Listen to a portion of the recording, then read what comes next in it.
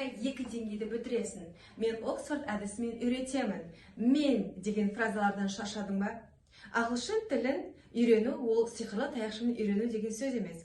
Алайда ағылшын тілін үйренудің өзінің тиімді, оңай және жеңіл жолдары бар. Оны бүгін мен, Ақнұр Бейсенбайқызы, оқыту саласында 10 жылдық стажы бар қазіргі таңда Назарбаев зергерлік мектебінде жұмыс атқаратын ұстазбын. Яғни мен сіздерге бүгін YouTube арнам жайлы және ағылшын тілі деңгейі жайлы айтатын боламын.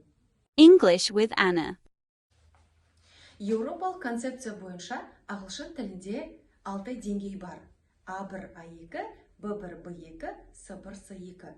Бұл деңгейлерді біз 3 топқа топтастыра аламыз. Ең бірінші beginner, яғни ол бастапқы деңгей, екіншісі intermediate, ортадан жоғары деңгей, үшіншісі advanced немесе proficiency, ілгері деңгей.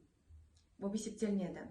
Жалпы қараңыздар, ағылшын тілінде 4 дағды бар. Яғни ол бізде listening тыңдалым, reading оқылым, writing жазылым және speaking айтылым. Ағылшын тілі ол тек қана бір дағды арқылы анықтауға мүмкін емес. Өйткені сіздің listening and reading ол Б1 деңгейінде болуы мүмкін.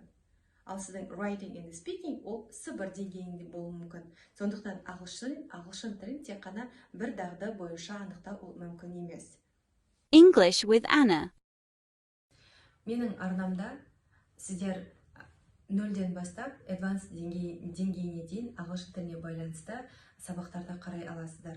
Дәл қазіргі уақытта 0-ден бастап ағылшын тілін 0-ден бастап оқыту курсы басталып кетті. Жүйелі түрде сабақтар апта сайын салынуда.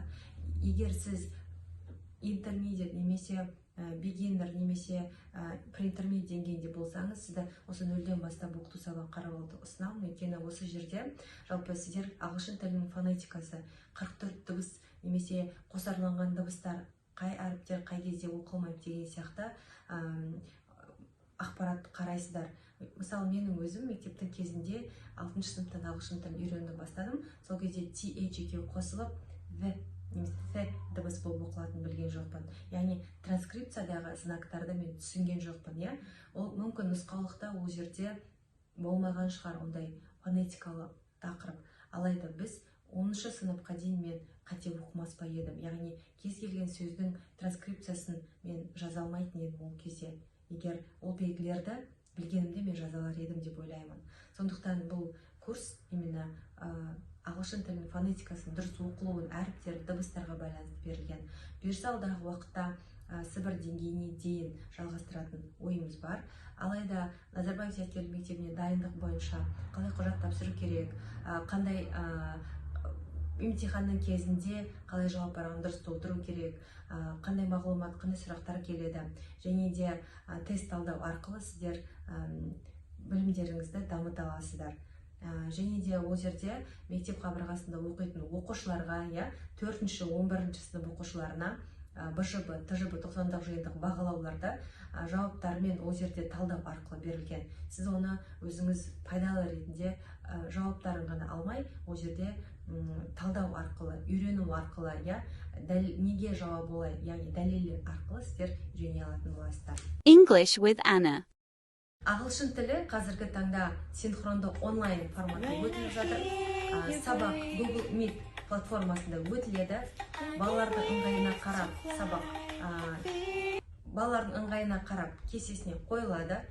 Үй жұмысы Google Classroom'да беріледі. Ол жерде тьютор немесе куратор сіздердің үй жұмыстарыңызға кері байланыс беріледі. Ол жерде дайын сабақтарда Google Classroom'ға өтілген бойынша видео материалдар жүктеледі. Алайда Google Meet арқылы Zoom секілді, Zoom платформасы секілді, жанды сабақ секілді видео арқылы, сұрақ жауап арқылы кәдімгідей сабақ өтілетін болады. Канал сізге пайдалы болса, тіркеліп, лайк басып, өзіңіздің жеке пікіріңізді қалдырыңыз. Егер сіз онлайн сабаққа жазылғыңыз келсе, төменгі байланыс нөміріне хабарласыңыз.